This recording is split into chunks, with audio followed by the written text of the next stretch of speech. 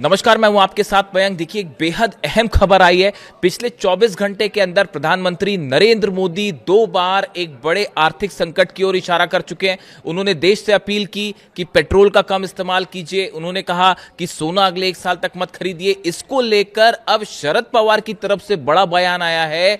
शरद पवार का कहना है कि सरकार को फौरन एक ऑल पार्टी मीट, सभी दलों की सर्वदलीय बैठक बुलानी चाहिए और इसमें प्रधानमंत्री मोदी को खुद मौजूद रहना चाहिए और सरकार अपना पक्ष क्लियर करे कि आखिर स्थिति क्या है और आने वाली संभावना क्या है। इसको लेकर विपक्ष की तरफ से मांग की गई है, खासतौर पर शरद पवार जी की तरफ से मांग की गई है कि एक ऑल पार्टी मीट होनी चाहिए, उसमें सभी दलों को विश्वास में लिया जाए, यह बताया जाए कि सरकार की तरफ से क्या कदम उठाए जा रहे हैं और किस तरह की आशंकाएं हैं। आने वाले दिनों में तेल को लेकर क्या कोई संकट आ सकता है बड़ा, या फिर सोने को लेकर जिस तरह से अपील की प्रधानमंत्री मोदी ने, या फॉरेक्स रिजर्व को लेकर, विदेशी मुद्रा को लेकर क्या हालात है, इसकी जानकारी सरकार दे। इस तरह की मांग शरद पवार जी की तरफ से की गई है। वहीं दूसरी तरफ कल हमने देखा था राहुल गांधी लगातार उन्होंने ये आरोप लगाए प्रधानमंत्री के इस अपील को लेकर। उन्होंने कहा कि सरकार जो है वो हालात से निपटने में सरकार ने देर कर दी है और ये सरकार की नाकामी है। इस तरह के आरोप राहुल गांधी की तरफ से लगाए गए हैं। इस बीच देखिए, जिस तरह से अपील हुई है, इस प्रधानमंत्री मोदी का यह भी बयान सामने आया है कि वर्क फ्रॉम होम को बढ़ावा देना होगा और स्कूल्स भी जो है कोशिश करें कि ऑनलाइन क्लासेस हो, यानी work from home, online classes, और सोना अगले 1 साल तक न खरीदना। ये सब कई ऐसे कदम हैं जिसको लेकर प्रधानमंत्री मोदी ने 24 घंटे में 2 बार अपील कर दी है, जिसका खासा असर पूरे देश में अब देखने को मिल सकता है। और आने वाले कुछ दिनों में हालात कैसे होंगे, इसको लेकर सब के मन में एक बड़ा सवाल है। इसीलिए शरद पवार ये अपील कर रहे हैं कि एक ऑल पार्टी मीटिंग होनी चाहिए और सरकार अपना स्टैंड क्लियर करे। पिछले 2 महीने से हमारे पड़ोस में ही इतना बड़ा युद्ध चल रहा है। इसका असर पूरी दुनिया पर पड़ा है और भारत पर तो और भी गंभीर असर हुआ है। साथियों, भारत के पास बड़े बड़े तेल के कुएं नहीं हैं। हमें अपनी जरूरत का पेट्रोल, डीजल, गैस, ये सब बहुत बड़ी मात्रा में दुनिया के दूसरे देशों से, बाहर से मंगाना पड़ता है। युद्ध की वजह से पूरी दुनिया में पेट्रोल, डीजल, गैस और फर्टिलाइजर के दाम बहुत अधिक बढ़ चुके हैं, आसमान को भी पार कर गए हैं। अड़ोस पड़ोस में देशों में क्या हाल है वो तो अखबारों में आता है। भारत सरकार इस युद्ध के पिछले 2 महीनों से देशवासियों को इस संकट से बचाने के लिए लगातार प्रयास कर रही है। नागरिकों पर बोझ न पड़े, इसके लिए सरकार सारा बोझ सरकार खुद अपने कंधे पर उठा रही है। लेकिन साथियों, जब सप्लाई चेन पर संकट लगातार बना रहे तो हम कितने भी उपाय कर लें, मुश्किलें बढ़ती ही जाती है। इसलिए अब देश को सर्वोपरि रखते हुए, मां भारती को सर्वोपरि रखते हुए हमें एकजुट होकर के लड़ना होगा। हमें याद रखना है, देश के लिए मरना ही सिर्फ देशभक्ति नहीं होती है। देश के लिए जीना और देश के प्रति अपने कर्तव्यों को निभाना, वो भी देशभक्ति होती है।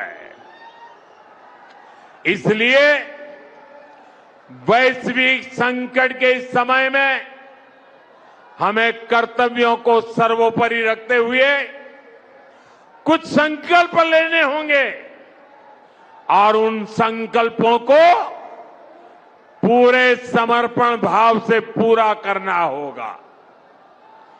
जैसे एक बड़ा संकल्प है पेट्रोल डीजल का संयम से इस्तेमाल करना। साथियों, हमें पेट्रोल डीजल का उपयोग कम करना होगा। शहरों में जहां मेट्रो है, वहां हम तय करें कि हम मेट्रो का ही उपयोग करेंगे, ज्यादा से ज्यादा मेट्रो में ही जाएंगे। अगर कार में ही जाना जरूरी है तो फिर कार पूल करने का प्रयास करें और भी लोगों को साथ बिठा ले।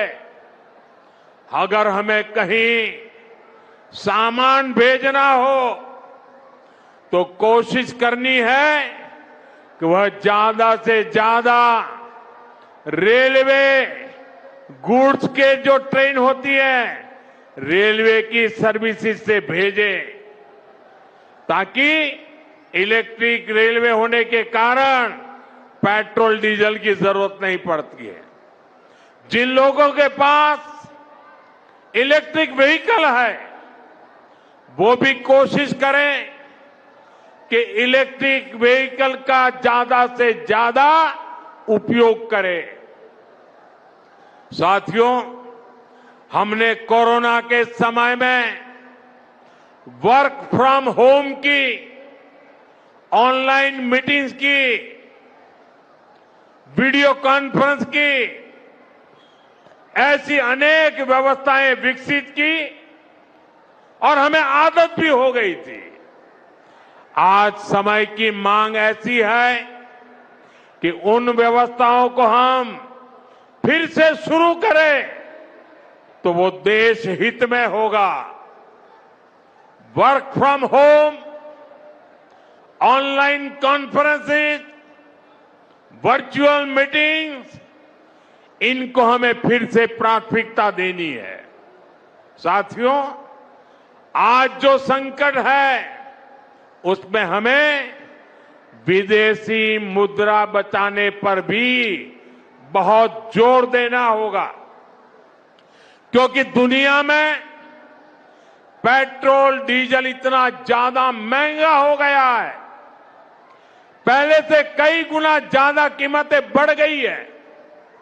तो हम सबका दायित्व है कि पेट्रोल डीजल की खरीद पर जो विदेशी मुद्रा खर्च होती है, पेट्रोल डीजल बचाकर हमें वो मुद्रा भी बचानी है।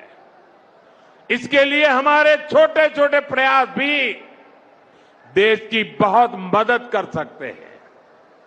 जैसे आजकल जो विदेशों में शादियों का, विदेशों में घूमने का, विदेशों में वैकेशन पर जाने का मिडिल क्लास में कल्चर बढ़ता जा रहा है। हमें तय करना होगा कि जब ये संकट का काल है और हमारी देशभक्ति हमें ललकार रही है, तो कम से कम 1 साल के लिए हमें विदेशों में जाने की बातों को टालना चाहिए। भारत में बहुत सारी जगह है, वहां हम जा सकते हैं। बहुत कुछ भारत में किया जा सकता है।